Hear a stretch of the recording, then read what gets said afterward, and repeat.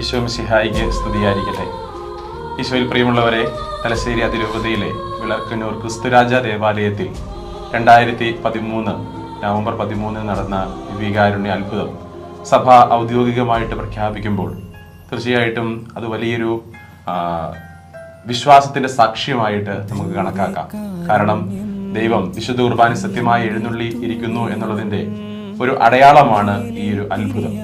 തീർച്ചയായിട്ടും ഈ അവസരത്തിൽ നമുക്കറിയാം, ഒരു അതിരൂപതയിൽ അല്ലെങ്കിൽ ഒരു പ്രദേശത്ത് അത്ഭുതം നടക്കുമ്പോൾ അല്ലെങ്കിൽ ഇപ്രകാരം ഒരു പ്രതിഭാസം നടക്കുമ്പോൾ അവിടുത്തെ ഏറ്റവും അധികം ഉത്തരവാദിത്തപ്പെട്ട ആൾ എന്ന നിലയിൽ അവിടുത്തെ രൂപതാധ്യക്ഷൻ ഒത്തിരിയേറെ ചുമതലകൾ വഹിക്കേണ്ടതായിട്ടുണ്ട്. തീർച്ചയായിട്ടും അന്ന് തലശ്ശേരി അതിരൂപതയുടെ ഇടയനായി സേവനമനുഷ്ഠിച്ച അഭിവന്യ മാർ ജോർജ് വലിയമറ്റം പിതാവാണ് നമ്മോടൊപ്പം ഉള്ളത്. നമുക്ക് പിതാവിനോട് കൂടുതൽ കാര്യങ്ങൾ ചോദിച്ച് മനസ്സിലാക്കാം. പിതാവേ, അന്ന് അതിരൂപത അധ്യക്ഷൻ എന്ന നിലയിൽ ഈ ഒരു അത്ഭുതം കേട്ടപ്പോൾ നമുക്കറിയാം, തലശ്ശേരി അതിരൂപതയ്ക്ക് മുമ്പ് ഒത്തിരിയേറെ അത്ഭുതങ്ങൾ സംഭവിച്ചിട്ടുണ്ട്. അതിനെക്കുറിച്ചുള്ള പഠനങ്ങളൊക്കെ നടത്തിയിട്ടുണ്ട്. പക്ഷെ ഇപ്രകാരം ഒരു വൈദികന് ദിവ്യകാരുണ്യത്തിൽ അത്ഭുതം നടക്കുന്നത് ആദ്യമായിട്ടാണ്. ഇപ്രകാരം ഒരു കാര്യം സംഭവിക്കുന്നത്. ഇതിനെക്കുറിച്ച് കേട്ടപ്പോൾ പിതാവിന് ആദ്യമായി എന്താണ് തോന്നിയത്? പിതാവ് എന്തൊക്കെ കാര്യങ്ങളാണ് അതിനകത്ത് ചെയ്തിട്ടുള്ളത്? ദിവ്യകാരുണ്യ ഭക്തിയും ദിവ്യകാരുണ്യ ആരാധനയും ഒക്കെ ക്രൈസ്തവ ജീവിതത്തിൻ്റെ അടിസ്ഥാന വിശ്വാസങ്ങളാണ്. വിളക്കന്നൂര് ഇപ്രകാരം ഒരു അത്ഭുതം നടന്നു എന്ന് കേട്ടപ്പോൾ അതേപ്പറ്റി കൂടുതൽ പ്രഭാഗത കൊടുക്കുന്നതിനോ അതിന് കൂടുതൽ വിശദീകരണം കൊടുക്കുന്നതിനോ ഒന്നും ഞാൻ പരിശ്രമിച്ചില്ല. കാരണം അക്കാലത്ത് തന്നെ കേരളത്തിൽ തന്നെ വ്യാജ അത്ഭുതങ്ങളുടെ വാർത്തകൾ പ്രചരിച്ചുകൊണ്ടിരുന്നു. മാത്രമല്ല, ലോകത്തിൽ പലപ്പോഴും വ്യാജ അത്ഭുതങ്ങൾ വഴിയായിട്ട് വിശ്വാസികളെ കബളിപ്പിച്ച സംഭവങ്ങൾ എനിക്കറിയാം. അതുകൊണ്ട് തന്നെ അതിന് അമിത പ്രാധാന്യം കൊടുക്കുവാൻ ആഗ്രഹിച്ചില്ല. അതിന് പ്രധാന കാരണവും ദിവ്യകാരുണ്യ ഭക്തിയും ആ ദിവ്യകാരുണ്യ ആരാധനയും ഈ അത്ഭുതങ്ങളുടെ അടിസ്ഥാനമായിട്ടുള്ളതല്ല, മറിച്ച് നമ്മുടെ വിശ്വാസത്തിന് വഴിയായിട്ടാണ് അവ വളർത്തേണ്ടതും അവ നമ്മുടെ രക്ഷകരമായി തീരേണ്ടതും. എങ്കിലും ഈ സംഭവം അറിഞ്ഞപ്പോൾ ഇതിൻ്റെ യാഥാർത്ഥ്യം, സത്യസന്ധത അറിയുന്നതിന് വേണ്ടിയിട്ട് പഠിക്കേണ്ട രംഗങ്ങളെല്ലാം പഠിക്കുന്നതിനുള്ള സംവിധാനങ്ങൾ അന്ന് ഏർപ്പെടുത്തുവാനായിട്ട് ഞാൻ മുൻകൈയെടുത്തു. ഇപ്പോൾ തീർച്ചയായിട്ടും പ്രകാരമുള്ള അത്ഭുതം പ്രവർത്തിക്കുമ്പോഴും രൂപതാതലത്തിൽ പഠിക്കണം, സഭാതലത്തിൽ പഠിപ്പിക്കണം.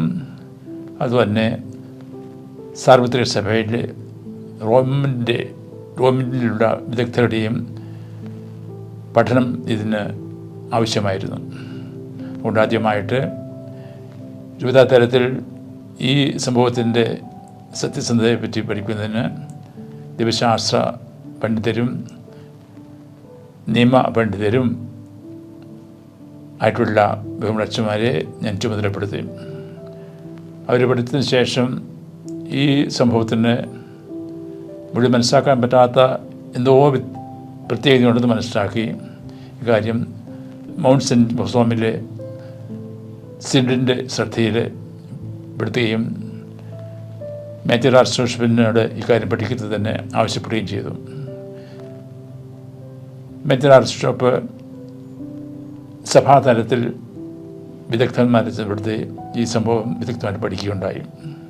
അവരുടെ നിഗമനത്തിലും എന്തോ അസ്വാഭാവികം ഇതിലുണ്ട് എന്ന് മനസ്സിലാക്കി അതിൻ്റെ വെളിച്ചത്തിൽ അവസാനമായിട്ടുള്ളൊരു തീരുമാനവും അറിയുന്നതിന് വേണ്ടിയിട്ട് റോമിലേക്ക് ഈ കാര്യങ്ങൾ റെഫർ ചെയ്തു. റോമിൽ നിന്നും സാധാരണ ഇപ്രകാരമുള്ള അത്ഭുതങ്ങളുടെ വെറാസിറ്റി മനസ്സിലാക്കുന്നതിനുള്ള വിദഗ്ധ കമ്മിറ്റികൾ പഠിച്ചതിന് ശേഷം അത് എപ്രകാരമാണ് ജനങ്ങളെ അറിയിക്കേണ്ട കാര്യമൊക്കെ ഇവിടെ തിരിച്ചറിയിക്കുകയും ചെയ്തു. ദിവ്യകാരുണ്യ അത്ഭുതങ്ങൾ ലോകത്തിൽ പല സ്ഥലത്തും നടന്നിട്ടുണ്ട്. ഇന്നും പല സ്ഥലത്തും ഈശോയുടെ രക്തമായി തീർന്ന വീഞ്ഞ് ഇന്നും അതുപോലെ തിരക്തമായിട്ട് കാത്തു സൂക്ഷിക്കപ്പെടുന്നുണ്ട്. ഈശോയുടെ ശരീരമായി തീർന്ന ഓസ്തി ഇന്നും കേട്ടുകൂടാതെ സൂക്ഷിക്കുന്നുണ്ട്. അങ്ങനെയുള്ള വിശ്വസ്ഥലങ്ങൾ ഞാൻ സന്ദർശിച്ചിട്ടുമുണ്ട്. അപ്പോൾ അത്ഭുതം സംഭവിക്കാൻ പാടില്ല എന്ന് ഞാൻ പറയുന്നില്ല. എങ്കിൽ പോലും ഈ കാര്യത്തിൽ നമ്മൾ വളരെയധികം ശ്രദ്ധ കൊടുക്കേണ്ടതായിരിക്കുന്നു, വിശ്വാസികൾ കബളിപ്പിക്കപ്പെടാതിരിക്കാനായിട്ട്. എന്തായാലും വിദഗ്ധമായ പഠനത്തിന് ശേഷം വിളക്കന്നൂർ നടന്നത് യഥാർത്ഥം ഒരു ദിവ്യകാരുണ്യ അത്ഭുതമാണ് എന്ന് സഭ ഔദ്യോഗികമായിട്ട് പ്രഖ്യാപിക്കുകയും വിശ്വാസയോഗ്യമായിട്ട് പ്രത്യേകമായിട്ട് വണക്കം ഈ ഓസ്തിക്ക് കൊടുക്കുവാനായിട്ട് നമ്മളെ അനുവദിക്കുകയും ചെയ്തിരിക്കുകയാണ്. അതിൽ എനിക്ക് ഒത്തിരി സന്തോഷമുണ്ട്. അത്ഭുതത്തിൽ വിശ്വസിക്കുന്നുണ്ട് ഞാൻ. ആ അത്ഭുതം ഒരിക്കലും വിശ്വാസത്തിൻ്റെ പ്രാർത്ഥനയുടെയും വിഭവത്തെ അടിസ്ഥാനമാകരുത്, വിശ്വാസമായിരിക്കണം. അത്ഭുതം പ്രവർത്തിച്ചില്ലെങ്കിലും നമ്മൾക്കറിയാം സത്യമായിട്ടും വിശ്രുബാനയിൽ ഈശോ സന്നിധിയിലാണ്. ഈശോ നമ്മളോട് ഇന്നും ജീവിക്കുന്നുണ്ട്. ആ അതിവ്യപ്പം, ആ രക്തം നമുക്ക് നിത്യജീവൻ നൽകുന്ന ആ വലിയ കുദാശയാണ്. ദൈവത്തിൻ്റെ ഏറ്റവും വലിയ സ്നേഹത്തിൻ്റെ അടയാളമാണ്. പിതാവായ ദൈവം നമ്മൾ സ്നേഹിക്കുന്നുണ്ട്. ആ സ്നേഹത്തിൻ്റെ വലിയ അടയാളമാണോ തൻ്റെ ഏകജാതനെ നമുക്ക് നൽകുന്നിടത്ത്. ആ ഏകജാതൻ അടുത്ത വലിയ സ്നേഹം നമ്മൾ പ്രകടിപ്പിച്ചുകൊണ്ട് അവിടുന്ന് സ്വയം നമുക്ക് നൽകി, നമുക്ക് വേണ്ടി മരിച്ചു, ഉയർത്തെഴുന്നേറ്റു. ശേഷം നമ്മളോട് ആയിരിക്കുന്നതിന് വേണ്ടിയിട്ട് ദിവ്യകാരുണ്യത്തിലെ വിശ്രുബാനയിൽ നമ്മൾ സന്നിധിരാകുന്നുണ്ട്. ദൈവത്തിൻ്റെ വലിയ സ്നേഹത്തിൻ്റെ അടയാളമാണ്. ആ വലിയ സ്നേഹത്തിന് നമുക്ക് തന്നെ പറയുകയും ആ സ്നേഹം മനസ്സിലാക്കിക്കൊണ്ട് ആ സ്നേഹത്തെ പ്രതി സ്നേഹമായിട്ട് എല്ലാവരും ദൈവത്തെ സ്നേഹിക്കുന്നതിനും സഹോദരനെ സ്നേഹിക്കുന്നതിനും നമുക്ക് പരിശ്രമിക്കാം. ഈ അത്ഭുതത്തിൻ്റെ പ്രസക്തി ഉണ്ടാകുന്നത് നമ്മുടെ വിശ്വാസക്കുറവാണ്. കാരണം നമ്മളെല്ലാവരും ബലഹീനരാണ്, നമ്മൾ വിശ്വാസക്കുറവാണ്. അപ്പോൾ ആ വിശ്വാസക്കുറവിനെ പരിഗണിച്ചിട്ടാണ് സ്നേഹിതാവ് ദൈവം നമ്മുടെ സ്നേഹത്തെ പ്രതി നമ്മുടെ വിശ്വാസക്കുറവ് പരിഹരിക്കുന്നതിനുമാണ് ഇപ്രകാരമുള്ള അത്ഭുതം വഴിയായിട്ട് നമ്മൾ വിശ്വാസത്തിലേക്ക് നയിക്കുന്നത്. അതുകൊണ്ട് വിളക്കന്നൂർ ഈ അത്ഭുതം ദൈവത്തിൻ്റെ വേറൊരു നമ്മളോട് സ്നേഹത്തിൻ്റെ അടയാളമായിട്ട് ഞാൻ കണക്കാക്കുന്നു. ഇതുവഴിയായിട്ട് നമ്മുടെ വിശ്വാസം കുറവ് പരിഹരിച്ചുകൊണ്ട് വിശ്വാസത്തോടെ വിശ്രുബാനയിൽ ഈശോയെ ആരാധിക്കുന്നതിനും വണങ്ങുന്നതിനും അടുത്ത വലിയ സ്നേഹം മനസ്സിലാക്കുന്നതിനും ഇടയാകട്ടെ എന്ന് ആശംസിക്കുന്നു. അതിനിടയാക്കിയ നല്ല ദൈവത്തിന് ഞാൻ പ്രത്യേകം നന്ദി പറയുന്നു. ഈ അത്ഭുതം പ്രവർത്തിക്കുന്നതിന് കാരണബോധനമായിട്ടും നേരിട്ട് ദർശിച്ചത് നമ്മുടെ പ്രിയപ്പെട്ട തോമസ് പതിക്കരച്ചനാണ്. പതിക്കരച്ചൻ്റെ ഭാഗത്തു നിന്നും ഒരിക്കലും ആവശ്യമില്ലാത്ത പ്രപകാന്ത കൊടുക്കുകയോ ആവശ്യമില്ലാത്ത വിധത്തിലെ പ്രചരണം കൊടുക്കുവാൻ ആഗ്രഹിച്ചില്ല. സഭയുടെ തീരുമാനത്തിന് പൂർണ്ണമായിട്ട് വിധേയനായിട്ട് ആ സഭ നിശ്ചിത കാര്യങ്ങളെല്ലാം ചെയ്യുന്നതിന് പതിക്കരച്ചനും പ്രത്യേകം ശ്രദ്ധിച്ചിട്ടുള്ള കാര്യം ഞാൻ പ്രത്യേകം അനുസ്മരിക്കുന്നു.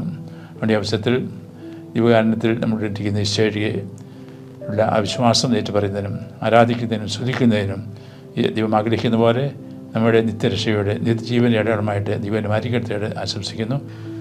അതുപോലെ തന്നെ പിതാവെ, ഇന്ന് അതൊരു അത്ഭുതമായിട്ട് സഭ ഔദ്യോഗികമായിട്ട് അംഗീകരിക്കുകയാണ്. പിതാവ് സൂചിപ്പിച്ചു, പിതാവ് ഇതുപോലുള്ള അത്ഭുതങ്ങൾ ഇതിനു മുമ്പ് നേരിൽ കണ്ടിട്ടുണ്ട്, ദിവ്യകാരുണ്യത്തിന്റെ അത്ഭുതങ്ങൾ. മാത്രമല്ല വ്യക്തി ജീവിതത്തിൽ ഒത്തിരിയേറെ ദൈവ അനുഭവങ്ങൾ പിതാവിനും ഉണ്ടായിട്ടുണ്ട്. ഇപ്രകാരം ഒരു അത്ഭുതം സംഭവിക്കുമ്പോൾ തീർച്ചയായിട്ടും പിതാവ് ഇതിനെ തുടർന്നുള്ള എങ്ങനെയാണ് അതിനെ നോക്കിക്കാണുക? നമ്മുടെ അതിരൂപതയിൽ സംഭവിച്ചൊരു കാര്യമാണ്. മാത്രമല്ല ഇപ്രകാരം ഒത്തിരിയേറെ ദൈവാനുഭവങ്ങൾ പിതാവിന് ഉണ്ടായിട്ടുണ്ട് വ്യക്തിപരമായിട്ടും. അതോടൊപ്പം തന്നെ അങ്ങനെയുള്ള അത്ഭുതങ്ങൾ കാണുകയും ചെയ്തിട്ടുണ്ട്. ഇതിനെ വ്യക്തിപരമായി എപ്രകാരമാണ് നോക്കിക്കാണുക? വ്യക്തിപരമായിട്ട് ഞാൻ അവസാനിപ്പിച്ചതുപോലെ വ്യക്തിപരമായി കാണുന്നത് ദൈവം നമ്മുടെ രൂപതയെ കാണിക്കുന്ന വലിയ സ്നേഹത്തിന്, നമ്മുടെ രൂപതയെ സ്വന്തമായിട്ട് അവിടുത്തെ ആ സ്നേഹത്തിന് സമൂഹമാക്കുന്നതിന് വേണ്ടിയിട്ട്, നമ്മുടെ രൂപതയിൽ എല്ലാവരെയും നിത്യജീവൻ നൽകുന്നതിന് വേണ്ടിയിട്ട് ആ ദൈവം നമ്മൾ കാണിച്ച വലിയ ഒരു സ്നേഹത്തിൻ്റെ അടയാളമാണ്. ആ വിധത്തിലാണ് ദൈവം നമ്മോട് കാണിക്കുന്ന വലിയ സ്നേഹം മനസ്സിലാക്കിക്കൊണ്ട് ആ ദിവ്യകാരുണ്യ ആരാധന വഴിയായിട്ട് ദൈവം കാണിക്കുന്ന വലിയ സ്നേഹം നമ്മുടെ ജീവിതത്തിൽ കാണിച്ചുകൊണ്ട് ആ സ്നേഹം മറ്റുള്ളവരുമായിട്ട് പങ്കുവെക്കാനായിട്ട് നമ്മൾക്ക് കടമയുണ്ട്. അപ്പോൾ കാണുന്നത് തീർച്ചയായിട്ടും ഈ നമ്മുടെ ഉപദേശത്തോട് ദൈവം കാണിക്കുന്ന ആ വലിയ സ്നേഹത്തിൻ്റെ, ഈശോ കാണിക്കുന്ന വലിയ സ്നേഹത്തിൻ്റെ അടയാളമായിട്ടാണ് ഈ വിളക്കന്നൂരെ ഈ അത്ഭുത പ്രതിഭാസം ഞാൻ കാണുന്നത്. താങ്ക് യു വിരോച് പിതാവേ. പിതാവിൻ്റെ വലിയ വാക്കുകൾക്കും അതോടൊപ്പം തന്നെ അന്ന് പിതാവെടുത്ത നല്ല നല്ല തീരുമാനങ്ങൾ, അതോടൊപ്പം തന്നെ നടപടികളാണ് ഇത്രയും ഈ ഒരു അത്ഭുതത്തെ ഔദ്യോഗികമായിട്ട് സഭ അംഗീകരിച്ചുകൊണ്ട് പ്രഖ്യാപിക്കുമ്പോൾ ഒത്തിരിയേറെ സന്തോഷമുണ്ട്. പിതാവിന് ഹൃദയപൂർവ്വമായിട്ടുള്ള നന്ദി അറിയിക്കുന്നു. Thank you.